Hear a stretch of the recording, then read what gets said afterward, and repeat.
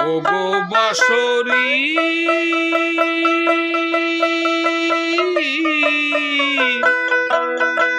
তুমি বাজিও না অসময়ে। রাধার কেন এই আকুতি? অর্থাৎ বাঁশি যদি বেজে ওঠে তখন রাধিকার গিরিয়ে থাকার কোনো উপায় নেই, মন হয়ে ওঠে উতলা। সেই সুমধুর বাঁশির সুরের টানে তার চলে যেতে হয় সে স্থানে ভগবান শ্রীকৃষ্ণের দর্শনে। তাই রাধার এই আকুতি, কেন তুমি বাঁশি বেজে ওঠো সময়ে অসময়ে? কারণ হয়তোবা রাধা তখন রন্ধনে ব্যস্ত থাকে কিংবা অন্য কোনো কাজে ব্যস্ত থাকে, কিন্তু ভগবান শ্রীকৃষ্ণ সেটা মনে রেখে তার বাঁশি বাজায় না। তার যখনই মন চায় তখন রাধা রাধা বলে তার বাঁশি কেন বেজে ওঠে? তাই রাধার এই আকুতি। ওরে রাতে বসে কাঁদে রাধা, রাতে বসে কাঁদে রাধা,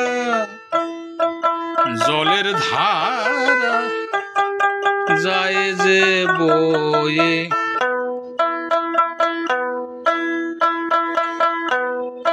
ওগো বাঁশরি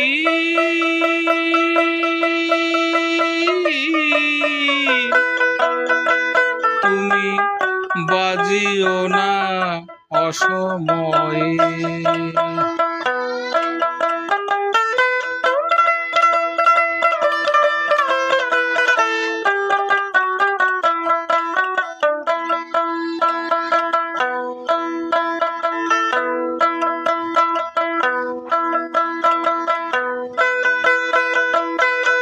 যখন চলে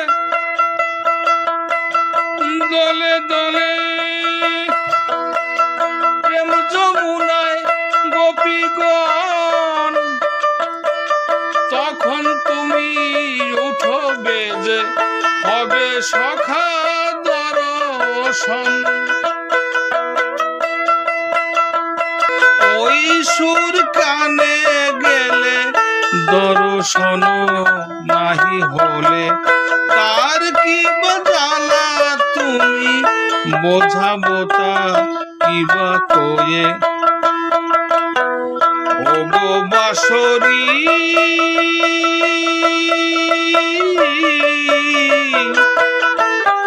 তুমি বাজিও না অসময়ে। রাতে বসে কাঁদে রাধা,